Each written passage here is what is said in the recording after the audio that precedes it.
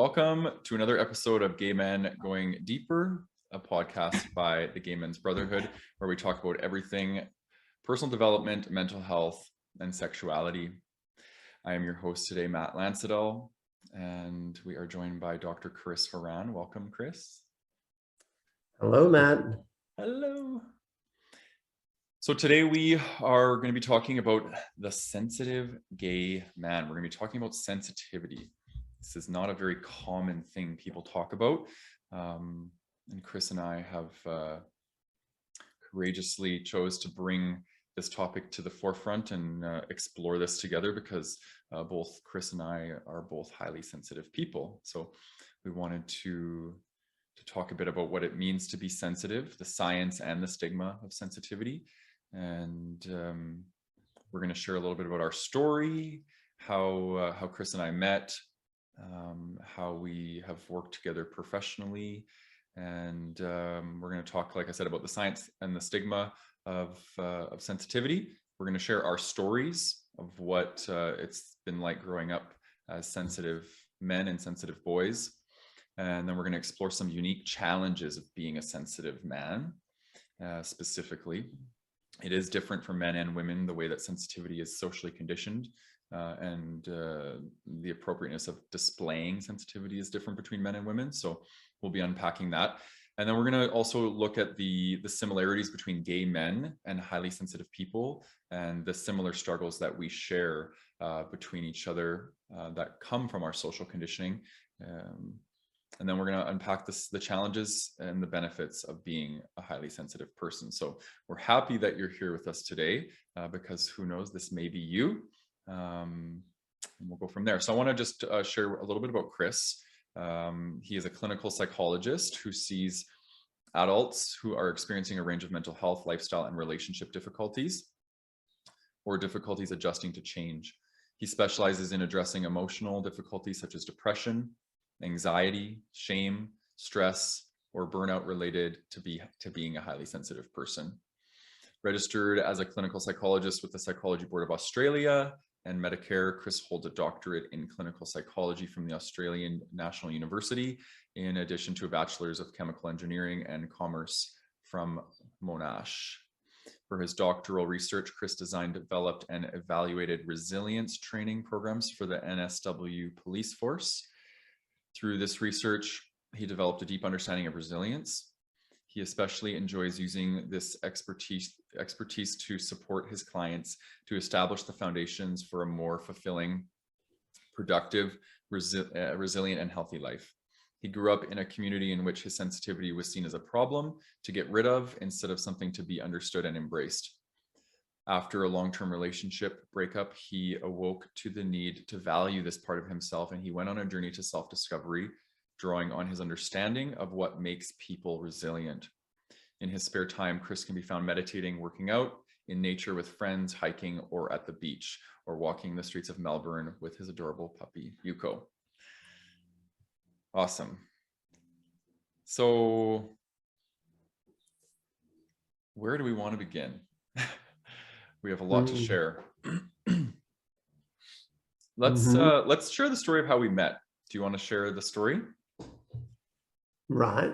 Yeah, I guess. First of all, I just want to say thank you and for inviting me to be part of this podcast, to share my story and to share a message for all of those people who are sensitive and gay, that they're not alone. Exactly. Yeah. Not alone. There are many of us out there. And this is an individual difference. And it's nothing wrong, and it's something that needs to be embraced. Also, for those people who are less sensitive, to give you education around those people around you who are more sensitive, such that you can help them meet their needs. Yeah, so I'm really pleased that we can do this together. Because I think the experience for many of us is an experience of feeling alone in it. I feel you, and I'm glad that you're here today to do this with me and share this information, because it was you sharing the term highly sensitive person with me that allowed me to understand my sensitivity in a whole new way, and to understand the science behind the trait. And yeah, so I'm very grateful that you're here as well. I'm curious, what's the recollection for you of how we met and how it all played out? I want to hear. Oh, that's right. I met you through, obviously, the Gay Men's Brotherhood. Yeah. I reached out to you, because I was looking for people who I could relate to talk about my own experience and understand myself. But also, I really valued just your message relating to authenticity. Yeah, and the emphasis on community. Yeah. And connection. So that's why I reached out to you. Yeah, and just all went from there, I guess. What's your recollection, Matt? Yeah, it's very similar. We ended up doing some work together, building some infrastructure for sensitives. And we both, well, Chris first taught me about the highly sensitive person, this term, which is meaning that somebody has sensory processing sensitivity, which we'll get into later. But and was like, I felt like, holy shit, this is the missing piece of the puzzle. And I've been looking for this my whole life. And finally, Chris offered me this piece of the puzzle. And then the course of my business changed. At that time, I was working predominantly with gay men, and I decided to kind of open up a whole other avenue for my business around working with highly sensitive people and empaths and other intuitives that are struggling with a lot of the same things. I think gay men and this demographic are a lot of similarities: loneliness, shame, fear, not feeling understood, these sorts of things. So and then Chris and I decided to develop a course called Authentic Relating and Empowerment, which also Chris introduced me to Authentic Relating, which I was really grateful for as well. And so yeah, our connection has really had a huge impact on my professional world, and how I the modalities that I use in order to work with people, I think, have been dramatically changed since connecting with you. So lots of gratitude for that. Yeah, well, and thanks for being so open for that connection and for those ideas that we shared, and for wanting to build something with me. Yeah, I know that the people who were part of the early programs, they've really benefited a lot from it. So we ran a program last year, 4 programs last year. Yeah, 3, and then we've had about 80 people go through the course already, so that's pretty awesome. Yeah, and I constantly keep on getting feedback. So many of the people who did the program were my clients, and they constantly say, "Oh, that course, it's now helping me a lot." Yeah. Yeah. Really shifts people's understanding of themselves and of what they need in order to thrive. Exactly. Yeah. Yeah. We'll share a bit about the course after. I think maybe why don't we start with talking a bit about what it means to be sensitive, because I think a lot of people have the stigma of being sensitive, right? Like, oh, somebody who gets their feelings hurt easily, right? That's like usually the go-to thing when you hear the word sensitive, but there's so much more to this term sensitivity that we want to unpack with you guys. So do you want to explain to the viewer listener the science behind sensitivity and what it means? Yeah, so there's the term the highly sensitive person was first coined by a clinical psychologist, Elaine Aron, in the 90s. The understanding that there's individual differences in sensitivity in infants has been well studied for like decades, hundreds of years. But for some reason, it was just assumed that, once people get to adults, they're all the same. But it was not the case. So she articulated the experience of an adult highly sensitive person. And she, and so she coined this term, the highly sensitive person, and articulated and defined it all around sensitivity being people who are highly sensitive as having being able to notice things at a finer level of detail in different sensory domains. So that can be auditory. So it could be auditory, visual, taste, touch, smell, also emotionally sensitivity, which is within the ability to notice activation of your organs and musculoskeletal system when your emotions are activated. So people who are highly sensitive just notice these things more. And it's distinct. This is distinct from being sensitive to other people's needs, which is what is often which people often think of when they think of the term sensitivity. Oh, they're very sensitive to the other person's needs. I would call that empathic. Very empathic. Whereas sensitivity is, I can notice lots of things. And then there's another distinction with reactivity, which is the extent to which you react to the things to what you notice. So these definitions I'll kind of elaborate on more as we talk. There's an acronym that Dr. Elaine Aron uses to categorize the characteristics of the trait, which is DOES, DOES, and you touched on the E and the S, which is emotional reactivity or responsivity and empathy, and then S is noticing subtleties in your environment. The first two, the D and the O, the D is depth of processing. And I think this is a really important thing to note about highly sensitive people, is that they process a lot deeper with more depth and breadth. So we tend to be able to notice things and process a ton of information from that. So somebody could be saying something and talking, and we're actually noticing their body language, and we're noticing the little thing in the corner of their mouth that's moving, or their like the spasm in their face or anything, like all these fine little details. So we're constantly filtering all of this information and bringing it in, and this leads to what would be the O in DOES, is overstimulation, because we're processing so much information. And this is usually the one category of the trait that most people deem as negative, which is feeling overstimulated in the nervous system, which means we have taken in so much information, processing through our senses, the sensory aspect of our perception, and it's caused an overstimulation in our nervous system. So that, for me, it shows up as like anxiety. It shows up as like feeling just fried, like totally frazzled, because I've taken on too much, especially if I do something like multitasking. It just really exacerbates my nervous system. So I think that's really important to note. Anything else in the scientific aspect that you think is important to cover?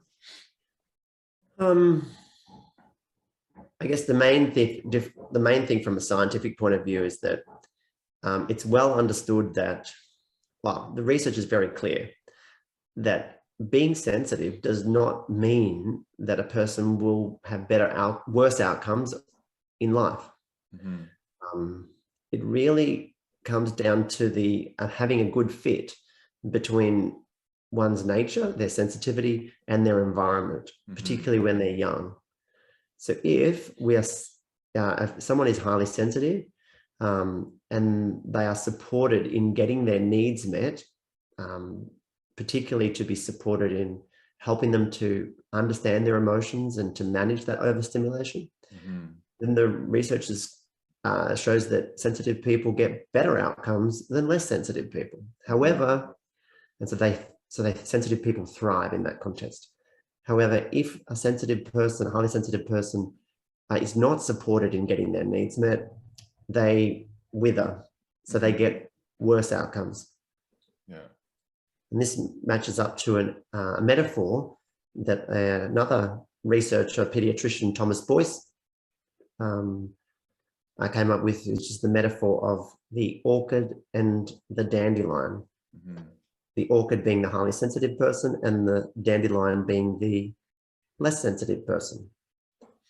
So the orchid needing a more attuned a bit more nurturing, but is beautiful. Whereas the dandelion, they can grow on the rubbish tip, what we call rubbish tip.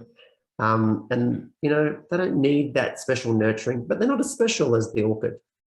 They're not as pretty. So anyway, I'm a proud orchid. What about you, Matt? Yeah, I'm a proud orchid as well. And it wasn't always that way. And I think, well, I want to go into our sensitivity stories, but I first want to just note something that's important about the trait as well, is that it is a genetically inheritable trait. It's passed down through genetics. And research shows about 20% of the world's population scores high on the sensory processing sensitivity test. And it's also across about 100 species. Right. So it's actually quite an adaptive and an evolved trait to preserve a species, right, for the species survival. And I think, you know, you're looking at how it would be beneficial to the human species. I think it's you know, people that are highly sensitive tend to have higher empathy, right? They tend to be able to notice subtleties in environment, which means changes in environment.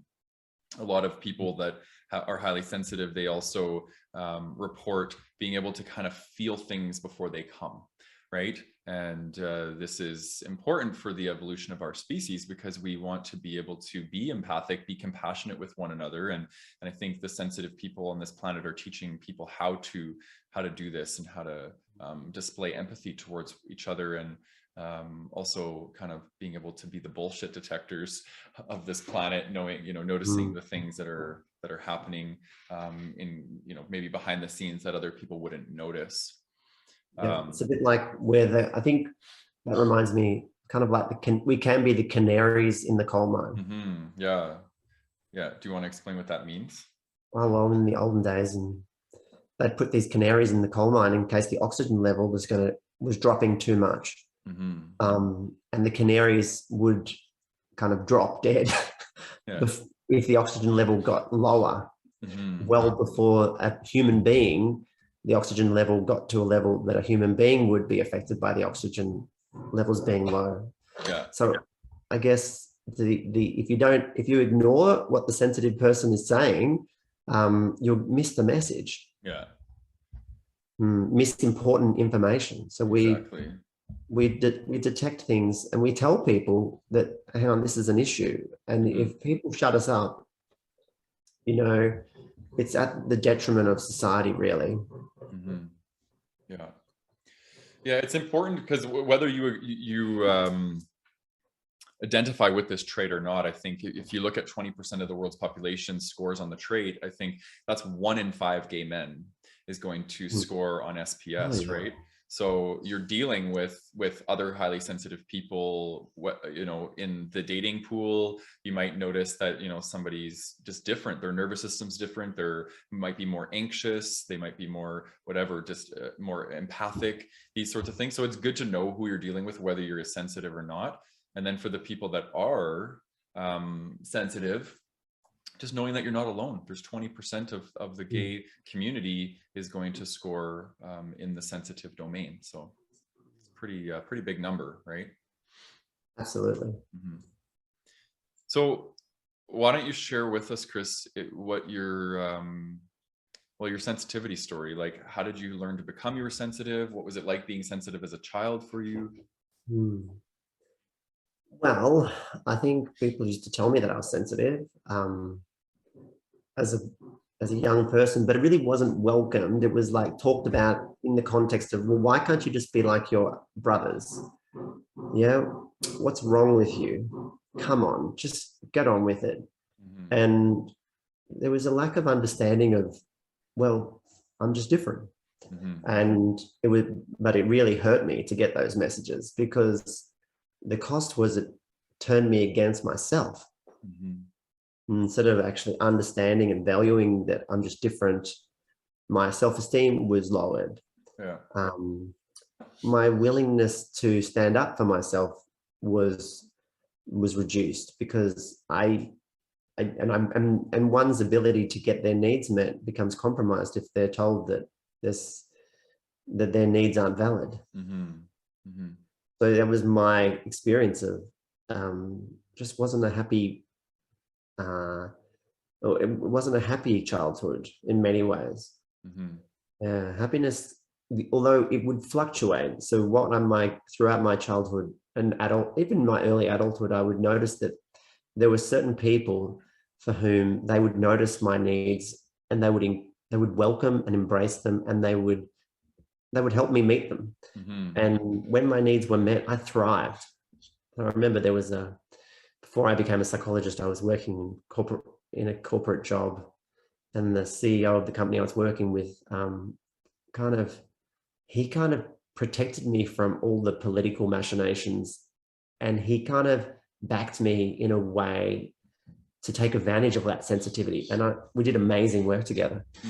But then I changed to another job where I was had a supervisor who didn't value this difference and wanted me just to be like someone else, and then I crashed. So this experience, my personal experience, was that sometimes I get my needs met and other times I wouldn't, and it was all variable because I didn't understand my needs.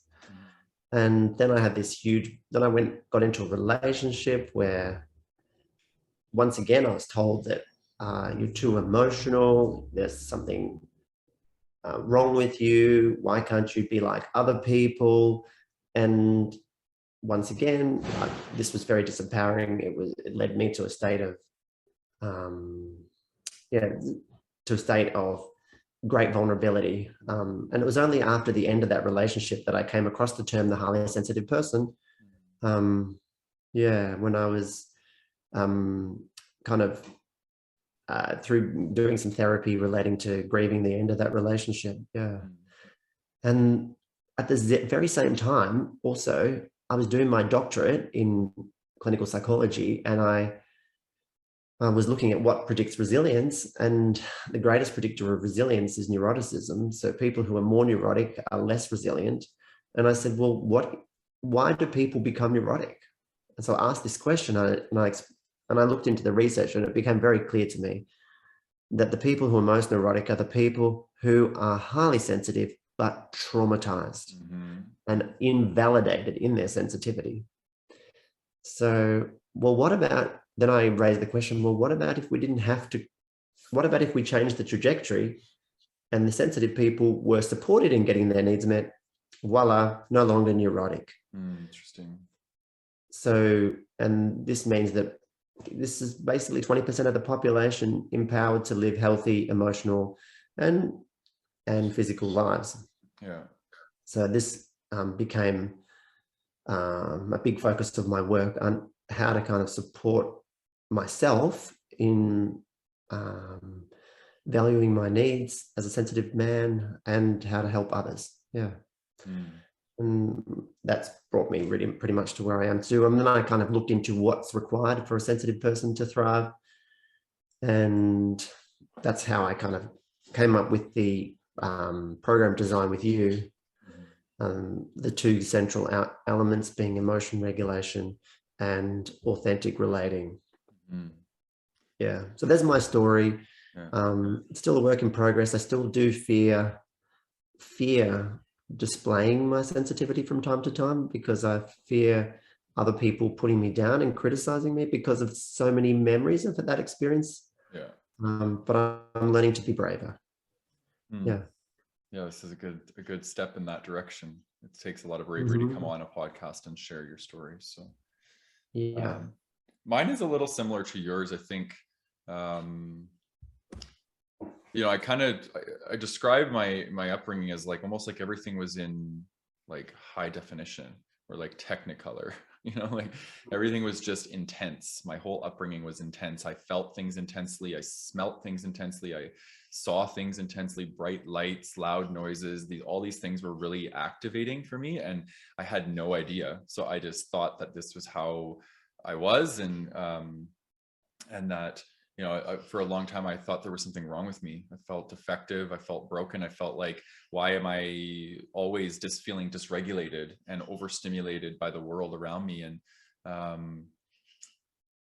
I basically, and I also being an empath as well, that was also a lot for me too, because I was feeling all the feelings of the people around me and my own feelings, which made it even more intense. And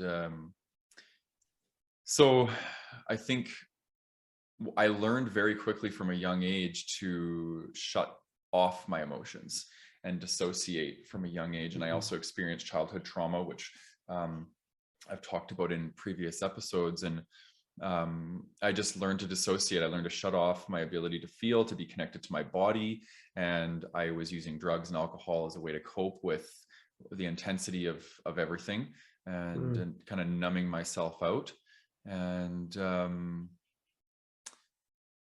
then just in the last, well, I would say probably, 10 years, I've done a lot of deep inner work on kind of, understanding myself. And then this piece of the puzzle that you gave me around understanding my sensitivity was such a game changer, because I think the biggest thing for me now is understanding the environments that I have to avoid, right? Like, and especially if I'm feeling more sensitive, because my sensitivity can heighten at times, and then it can decrease at times, like depending on mood, or if I have a lot going on in my life, or these sorts of things.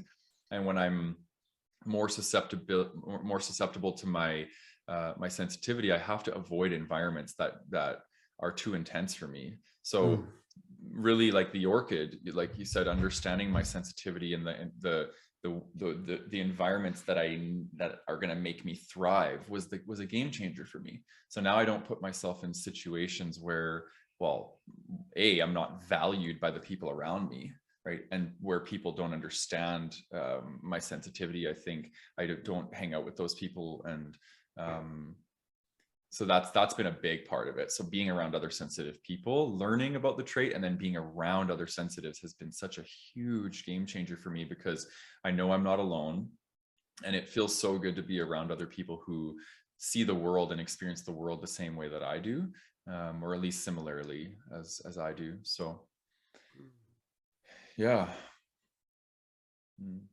Yeah, it really makes a difference to be able to to kind of find other people. In my experience, I share that, who kind of don't tell you that you're wrong, Yeah, that you shouldn't be this way. That you kind of welcome this aspect of yourself. Myself, yeah, it makes such a huge difference. I love it. yeah. It's also good from a dating perspective. Yeah, big time. Big time. Actually, one of the things that's really important to note about that is just being highly sensitive. Like, we have certain needs, and those needs often can sometimes be judged as being high maintenance, or too picky, or too emotional, or too dramatic, all these things. Because for me, it's like, I can't eat certain foods. I can't drink alcohol. I can't be around loud and boisterous people, like this sort of thing. I'm more introverted. And I think growing up, my parents, like, they thought I was so picky because, like, I would only eat certain foods, and I, didn't like certain things, loud noises. And, learning about that helped me too. And then bringing that into my relationship, like, my partners need to understand this about me, because it's a huge part of who I am, and it affects every aspect of the relationship, really. Like, even sexually, like, because of my overstimulation, sex can be overstimulating for me. So I need certain aspects of sex to be conducive to my sensitivity, right? So a lot of communication. I've had to learn how to be a really good communicator, and communicate my needs, because otherwise I just end up overstimulated and dysregulated, and it's no good.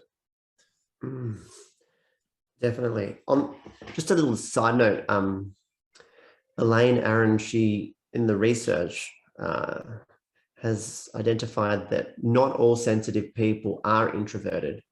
However, that's around 70% of highly sensitive people are introverted, but 30% are extroverted. So I'm a little bit more extroverted than you. Yeah. The experience of the extroverted, highly sensitive person is a bit like having one foot on the accelerator, wanting to get out there, and the other foot on the brake, because you put yourself out there, and then you get overwhelmed by what. Yeah. So there are some of us who are both extroverted and sensitive, extra challenge. Yeah. So your friend who might come out and then they just ghost all of a sudden, they might be highly sensitive. Because I think for me, like I do like going out, but then I hit a threshold, a social threshold, and I need to get the heck out of wherever I am. And it's almost just like a switch flips. Like I can be like social and bubbly and like fluttering around and talking to everybody, and then all of a sudden I hit my threshold, and it's like I have nothing left. Like I'm good, and I need to get away from it. So I know that's definitely a sign amongst HSPs, like ghosting, or just like, you know, taking care of ourselves. We have to remove ourselves from the overstimulation. Yeah. Ideally, though, it'd be nice if a slightly sensitive person who's overstimulated would share, hey, I'm just overstimulated. Yeah. I'll come back in a bit. Yeah. But sometimes we don't understand. So I guess we're not the best at communicating. Yeah, it's definitely something that we got to learn. So let's talk about the unique challenges of being a sensitive man. And I emphasize the man part of it, because I feel like being a highly sensitive person, like women experience sensitivity differently because they're conditioned differently around gender, right? Like it's okay for women to be more emotional and to be more sensitive and to be that, you know, that aspect of things. But for men, it's tend to be really frowned upon. So what are some of the unique challenges of being a sensitive man, would you think?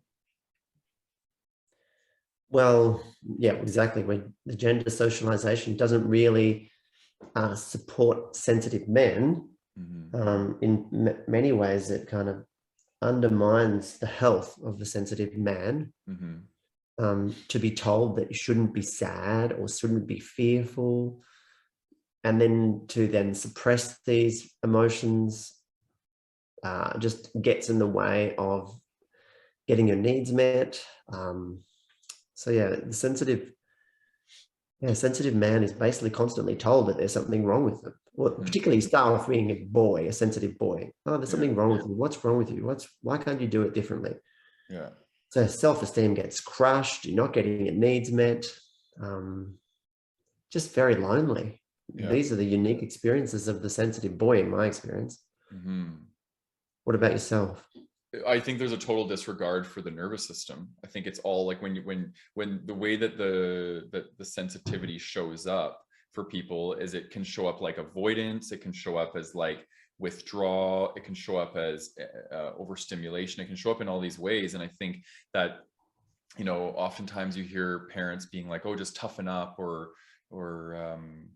you know, get over it, or pushing kids that are more introverted and highly sensitive into social situations that they don't want to be in. And then it causes dysregulation, it causes insecurity, shame, all of these things. And I just think that, I just think the social conditioning for the young boy is very limited. It's limited displays of emotionality.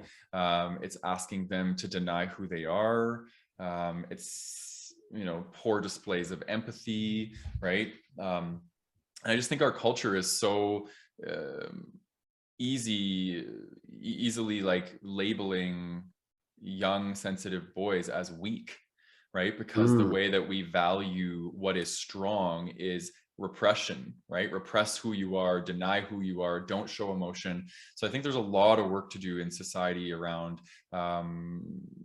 discontinuing this whole gender socialization around what is appropriate and what isn't for young boys and girls. I just think that it needs to become more fluid in order for us to learn as young people to embrace who we are, and so we don't have to hide our authenticity. And that's especially the case given that the percentage of boys who are sensitive and girls is the same. So exactly. one in five boys is sensitive, 1 in 5 girls is sensitive. Yeah. So it's very unfair. Yeah. That for the sensitive boy to be so devalued and to be so undermined in their development. It can even affect, and I've seen it in my clients, educational achievement. Definitely affects relationships, confidence, but even educational achievement. So many different consequences from not being supported in getting your needs met. Yeah. Yeah. Yeah. Exactly. Yeah. So coming back to the boys, yeah, there was an author called Ted Zeff who wrote a book called The Strong Sensitive Boy. He describes this, maps out the experience. You know, just not being valued has a huge impact on the ongoing well-being of a sensitive man. Mm-hmm. Mm-hmm. Mm. Yeah, it's unfortunate, really. Very disappointing. Hmm? Go ahead. I was just going to say, let's move on to the similarities between gay men and highly sensitive people. If you know, some the people that we're obviously speaking to in this podcast are going to be, well, everybody, because it's good to understand the trait, but people who are both. But what does a gay man and a highly sensitive person have in common? Well, particularly gay men of the past, a gay man that grows up in any environment where their sexuality is, they are taught that there's something wrong with their sexuality, Mm-hmm. shares the experience of a sensitive boy who's grown up being told there's something wrong with their sensitivity. Mm-hmm. There's a sense of loneliness, a sense of not having your needs met, a sense of sadness associated with it, the depression. When we're not getting our needs met, we become more depressed and anxious, and we can burn out. And Mm-hmm. yeah, Mm-hmm. so it's the same. There's so many parallels between the experience of the devalued sensitive boy and the devalued gay boy. Yeah. Mm. Yeah. Obviously, there's difference now that in the Western world, or many parts of the Western world, being gay is more acceptable. Yeah. But still, I think being sensitive as a boy is still not as acceptable. I think they're both very similar. I wouldn't even say the gays of the past, because I think there's still so much shaming happening around sexuality. It's improved, don't get me wrong, but I still think that it's viewed as, it's devalued, really. Homosexuality is still devalued, and even in Canada, and I'd say Canada is probably one of the more accepting countries in the world for being gay. And I would still say that a majority of the population in Canada devalues homosexuality versus heterosexuality, in my opinion. Yeah. Well, I guess I live in a bubble, living in inner city Melbourne, where you a lot of schools are very welcoming of being gay, but it didn't used to be like that. 20 years ago, it was very different. These days, you know, there's a lot more support. But there's no support for being a sensitive boy. I've never heard of anybody getting up in front of the school assembly and saying, I am a sensitive boy and these are my needs. But I've heard this happening in boys' schools in Melbourne for gay people. Coming out as gay. So this coming out process needs to happen for sensitive boys and sensitive men. We need to just rid ourselves of the shame, and we need to say, this is me, and I am not going to accept anyone who tells me that I should be different anymore. I agree. I think this directly plays into gender socialization again, because if you look at, what does being sensitive and being gay have in common? And it would be the rejection of the femininity, right? Because people view sensitive as a feminine attribute, and people view being gay as more feminine attribute, right? And I just think that's what we're up against, right? When you look at the social conditioning that we're facing as gay men and as sensitives, a lot of the people that I was triggered by growing up were men that had strong displays of emotion, would trigger me, and men that had strong displays of femininity. So drag queens, these sorts of things were really triggering for me when I was younger, because I was rejecting these aspects in myself, because I had yet to make peace with the fact I was sensitive and I was gay. Right. So that's how internalized homophobia shows up, right? Reject the thing that you are rejecting within yourself. And this is same with sensitive, right? I think there might be even people that are listening to this podcast that might be triggered by us exposing our sensitivity. It's like, why would you share that about? Why would you want to own that, right? Isn't that a bad thing to be sensitive? People might be saying, but it's like, when you start to make peace with these things, then you start to, you stop judging them in others. And I think that's, for me now, I lead with these things. I love the fact that I'm a gay man, and I love the fact that I'm sensitive. And for sure, there's still aspects of both of them that I'm like, yeah, it's a bit of a pain in the ass, because it goes against the grain of what the mainstream society is going along with. But for the most part, I love being gay and I love being sensitive. Well, you've come a long way, it sounds like. Yeah, lots of deep work.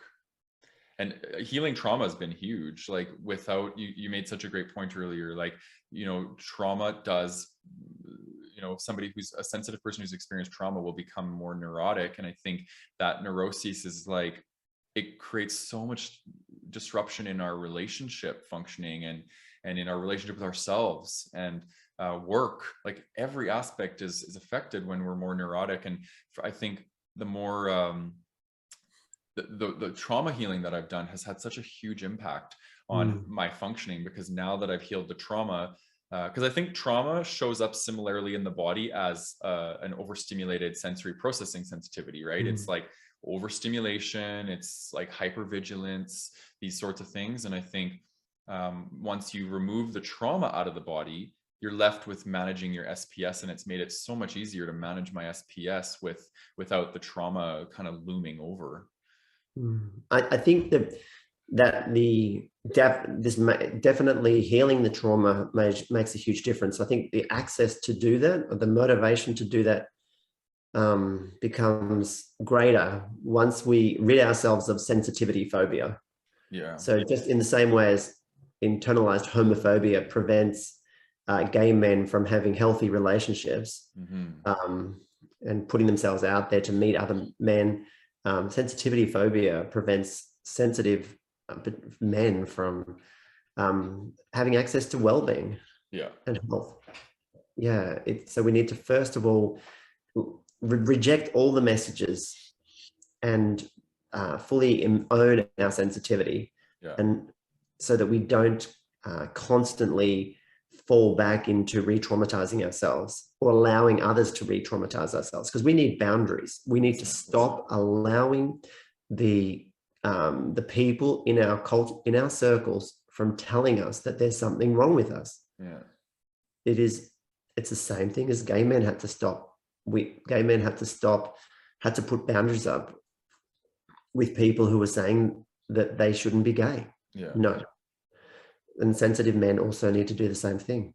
Exactly. One thing I will say is that this concept of intersectionality plays a role here. Intersectionality refers to the experience of belonging to multiple devalued groups. And so you could be an ethnic minority, you could be like a person of color, or you could be obviously queer, LGBTI, etc. And then another devalued group is to be a sensitive man. So if you're sensitive and gay, it's extra, you have a greater experience of discrimination. And you even experience it within the gay community, which is very disappointing. One thing I will say is, when I before I came out, I thought that all gay men were sensitive. And I was like, oh, they're going to be just like me. Didn't take me long to work out that no, they don't value, many people do not value this trait. And they just they looked down upon me. So there's so much rejection from within the community for being sensitive. So it's very hard within this community.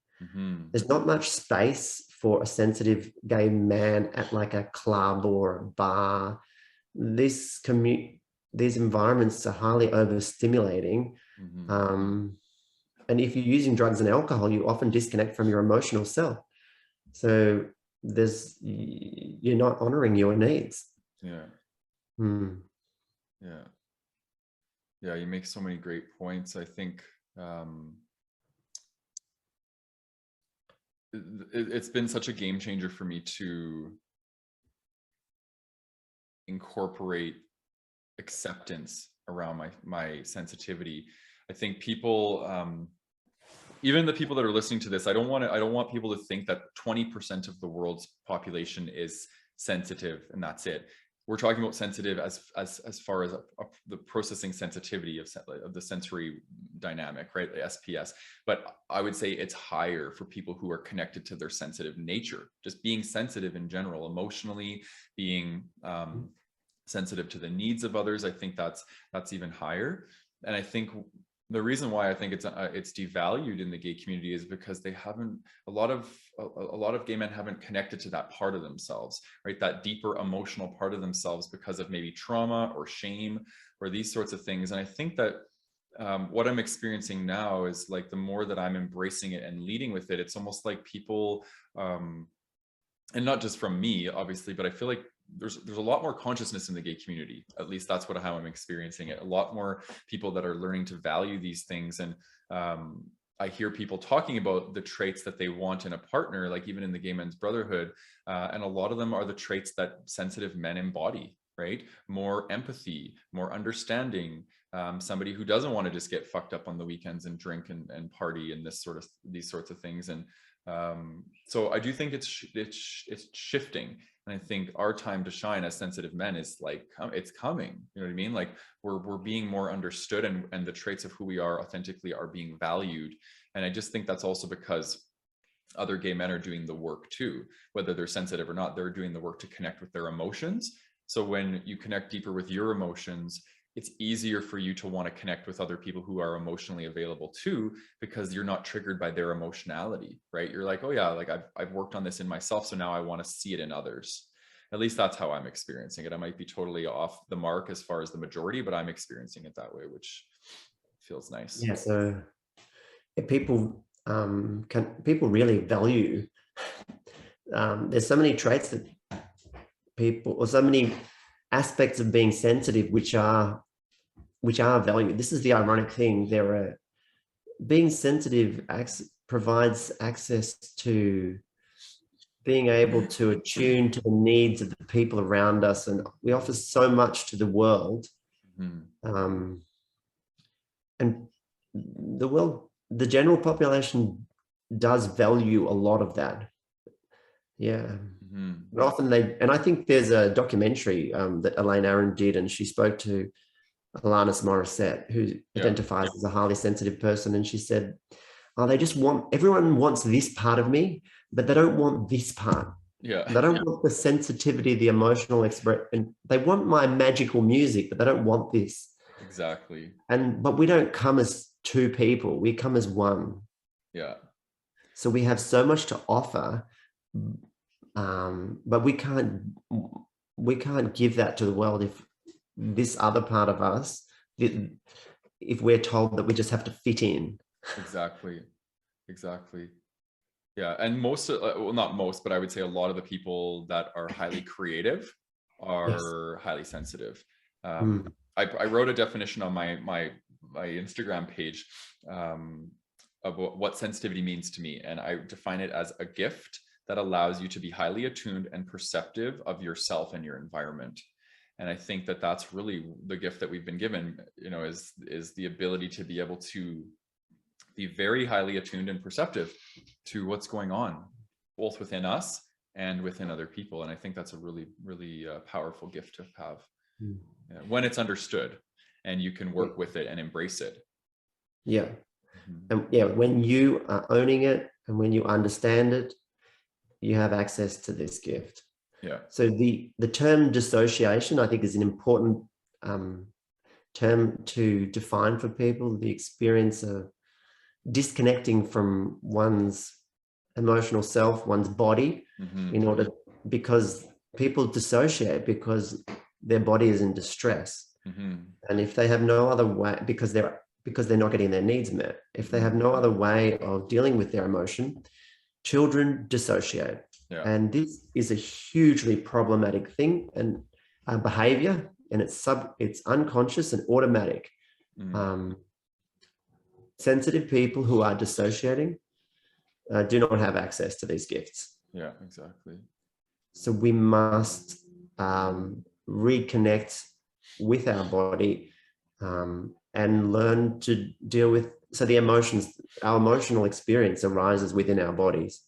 We cannot work with it. We cannot have access to our amazing intuition and our creative spirit and when we are dissociated. Yeah. Yeah. So that's a lot of the work that I do. And I'm sure you do the same type of work in my practice. That's what I work on, is plugging people back in, head and heart, head and body, getting people plugged back into their emotional world so they can heal. Right. Because a lot of people are disconnected. Yeah, absolutely. And going back to my story, like I was quite clever and I found refuge in my mind, in thinking, academics. So the body was distressed because I was not being welcomed as gay and sensitive. So I just disconnected from the body. I just remember this experience of after I broke up from my long-term relationship and being with an emotion-focused therapist, and they just pointed out, oh, you're exhibiting these signs of this emotion. I was like, oh, you're like a magician. So they would point out stuff that was happening within me, but I wasn't even noticing it. And then suddenly I was like, I realized, oh, that's sadness. Oh, that's fear. Oh, that's shame. So they taught me to notice these emotions. They took me out of dissociation. And through being able to reconnect with my emotions, I gained access to understanding them, and moving towards getting my needs met and moving towards thriving as a gay, sensitive man. Yeah, but it's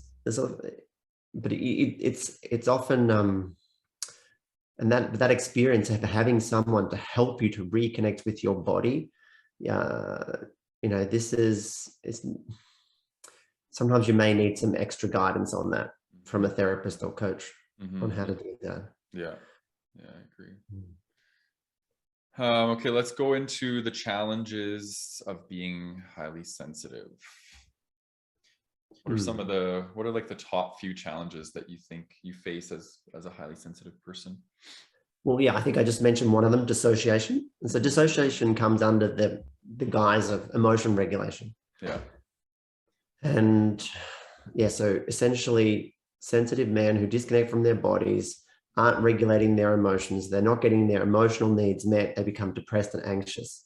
So learning to regulate your emotions, learning to process your emotions in healthy ways is essential for a sensitive person.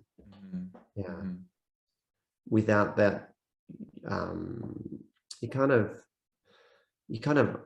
you're at the whim of the external world. The external world will sometimes meet your needs and sometimes they won't. But if you understand your emotions, then you can take responsibility for getting your needs met.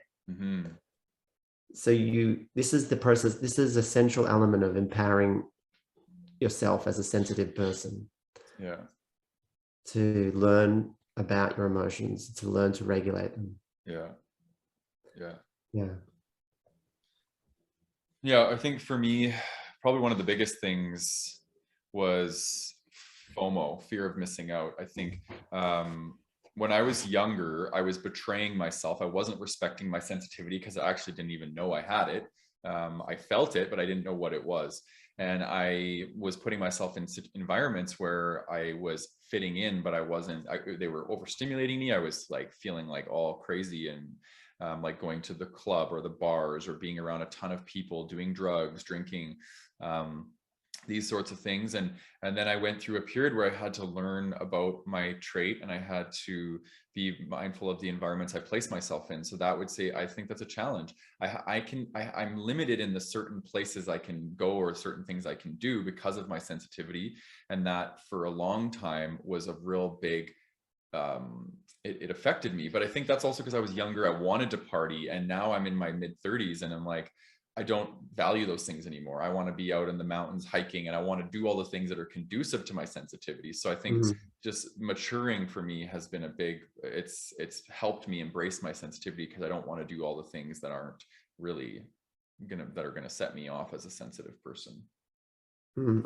I think, yeah, that's definitely, I can relate to that 100%. Like that still happens with me. Like currently it's Pride Month in Melbourne, Southern Hemisphere, it's summer still. There's been a lot of events, but I've had a lot of going on and I've been emotionally overwhelmed at times. So I just haven't had the energy to go out, and I've had that.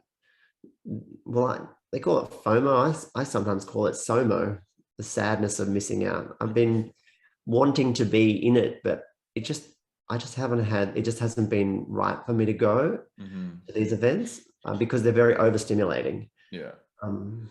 But I think the SOMO kind of, it helps me to kind of move on from that when I remember that if I honor my own needs, then there will be more happy and exciting experiences later. Yeah, I like that reframe.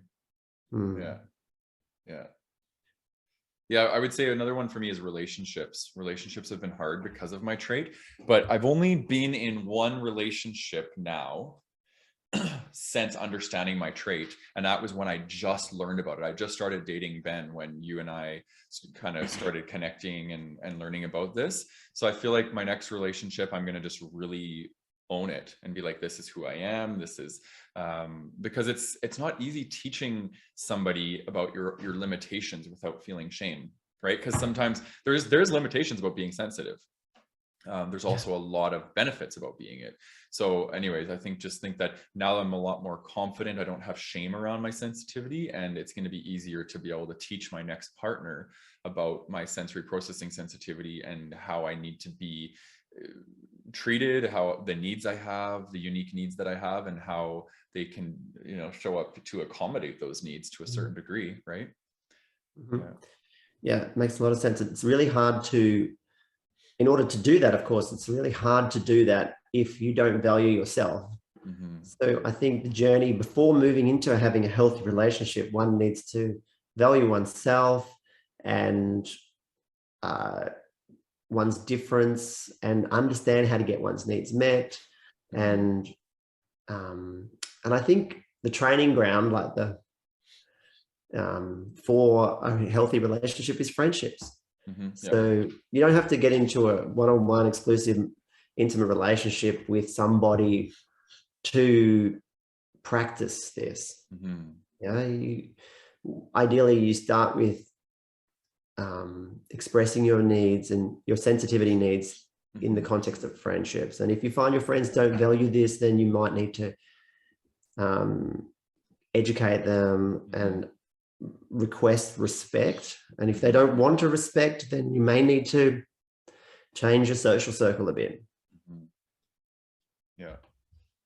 Okay, before we go on to the benefits, I want to read out triggers for highly sensitive people. And this is, I'm not speaking for everybody, but these are common things that I see in my work. So loud noises, bright lights, inauthentic people, itchy or scratchy fabrics, hunger, not feeling heard or understood, working under pressure, or not getting enough sleep. These are all really common triggers that I find for highly sensitive people. Any things for you? Any triggers that? I think the number one thing for me is having too much on. Yeah, like multitasking or doing too much. Yeah, just being totally overstimulated. Like it's not fun. Yeah, when you're being triggered from all directions, it's like very hard. So all right, lastly, benefits. What do we love about being sensitive men? Well, I think the thing is that, when we understand ourselves and we can get our needs met, life is so much more richer and more rewarding. The connections that we make, just so much more pleasurable. There's so much, I guess, there's just so much. I don't even know where to start and to answer that question, to be honest. What about yourself? I would say rich inner world. I am very, very, I don't often experience boredom because I just have so much happening in my inner world. I love being introverted. I also love being extroverted to a certain degree. I would say, like I described it earlier as being, it's like being in Technicolor or being in like high definition. And I think that's so amazing. Like when I'm out in nature and I'm like seeing the landscapes and I'm breathing in all the things, and I'm hearing the birds and everything, it's like amazing. So when there's sensory processing that's happening at a beautiful threshold, it's amazing. It's when it surpasses that threshold, right? And birds chirping and, you know, the sound of a creek, like those things aren't overstimulating. Those things are amazing. So I hear them in like a really high definition kind of way. I would say creativity. I attribute my creative writing, my creative work, everything that's around my creativity. I attribute that to my ability to process deeply, to notice subtleties in my environment, to be able to tune into what my environment needs. I create my content because I'm very aware of what my audience wants, because I observe their behaviors, I observe the way they talk, right? And I'm able to create something that's very, very niche for my specific audience. So it's enhanced my life in so many ways. And I do know that like it makes me a very attentive, thoughtful, compassionate, and empathetic human, but also lover, right? Like I can love in such a beautiful way. I can meet most needs of my partners because I understand them. I'm always observing them and watching them, and so I know what they want. I know what's going to make them feel good, and so I just think HSPs tend to make really great lovers when they've healed their trauma. I think that's the caveat. Heal your trauma. Trauma. When they heal their trauma, because I think Heal their trauma, yes, absolutely. Yeah. Like trauma will fuck with your relationships. Anybody, doesn't matter if you're HSP or not. And I think when an HSP heals their trauma and they learn to love themselves, you will be an amazing lover, because everything about being HSP is like conducive to being a good lover, like, right, and being in relationships. It's conducive to empathic attunement, being able to be with another person. Yeah, at multiple levels. Yeah. So I made another list, and this is things HSPs love. Soft fabrics, spending time in nature, feeling understood, a great night's sleep, a warm meal, listening to their favorite song on repeat, time alone, controlling the pace of life. I hate being rushed. It's like the worst thing. Being around authentic people and doing things they want to do. Yeah.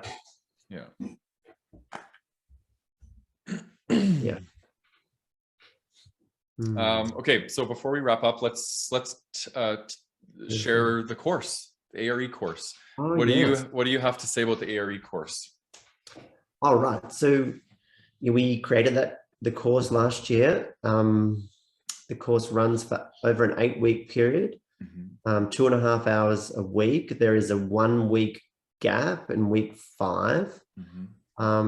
It's an opportunity to meet other people who are highly sensitive, and to let go and to understand you're not alone. And I think that's the crux, and to understand yourself, to reject all the messages that you got when you were a child that said that you, or from the community that said that there's something wrong with you, where you learn to stop avoiding aspects of yourself and your emotions, and you start to embrace them, embrace yourself and own yourself, and embrace and work towards getting your emotional needs met. Many of the participants from last year told me that it was transformational. It was a game changer. It's quite a remarkable experience, and it's really what I wish I had had many years ago. Yeah, me too. Me too. I'm offering now to the world what I wish I could have had. And isn't that funny how it always goes that way, where we create maybe what we didn't get, or what we didn't get to experience when we were younger. So Yeah, I'm really proud of this course. It's a huge honor to be able to deliver this and to be able to introduce people to their sensitivity, because it's a game changer. Like, look at what I've done. I've changed my whole business because of learning about this trait, because it was that important. And but yeah, so the course for me, it's like what we've done is we've merged emotion regulation and authentic relating into one course, and we're all about empowerment and being your most authentic self. The first half of the course is going to be all about teaching you about the trait, the science of it, what it, we go a lot in more depth of what we shared today. And then we build community. We build that strong network in workshop 1. Then we talk about social conditioning and how to unpack the social conditioning that we've inherited from the different systems that isn't helping us. And then workshop 3 and 4, we talk about healing trauma and how to emotionally regulate. And then we have an integration week, and then we go into the last 3 workshops, which are all about authentic relating, which is being present, listening skills, and self-expression. So all of these are really, really valuable tools to have as a human being, but it's very specific and geared towards highly sensitive people. And so I definitely know people would benefit from attending one of our workshops. Yeah. Anything else that you think is important before we wrap up? Well, we're running one start of April. That's the other thing to mention. This is the next one we're running. Yeah. Sometimes we run these by ourselves. Sometimes we run with others. Together or by ourselves. Yeah. So yeah. I guess the key thing is to reach out to us, and we'll let you know the details. Yeah, I'll put a link in the show notes so that people can go to the landing page and they can see the course offerings, because I'll be offering one and we'll be offering one together in April. And that'll be the last ones that we offer until probably fall, at least for me, because I'm going to be taking the summer off of. Did you say fall, or was that? Fall. You mean north? Yeah, my fall. Northern hemisphere. You're going back into winter, sucker. Yeah, I know. We're heading. The days are getting shorter here. Yeah. So, and hopefully one day we can run a retreat. And I was thinking that we should do something in Alberta. Yeah, there's lots of beautiful places here. Beautiful to be in the nature. Yeah. Banff, Alberta, Canmore, Waterton. There's like endless beauty here. So. Okay, well, I've really enjoyed this. I want to just thank you again for coming on and sharing your story and sharing all your knowledge. And and from the bottom of my heart, I thank you personally for just the impact and the effect that you've had on my life, and both professionally and personally. So I value you, Mr. Chris. I value you, Mr. Matthew. Your authenticity and willingness to put yourself out there inspires me to be braver. Good. That's my mission. That's my purpose. That's my purpose. Inspire courage in others to be their authentic self. So I'm glad that you've benefited from that. And to the listener or viewer, thank you for tuning into another episode of Gay Men Going Deeper. If you're listening to us on your favorite podcast network, please subscribe and leave us a review. Would love to know your thoughts on this episode. That would be awesome. And for people on YouTube, thanks for tuning in, and subscribe to our channel. We release new content each week. And leave a comment. Let us know if you're highly sensitive. Share maybe a little bit about your sensitivity story, how you're relating to your own sensitivity, because I always love to meet new sensitive people. You are my tribe, so I welcome you with open arms. And much love to you all. Take care. Ciao.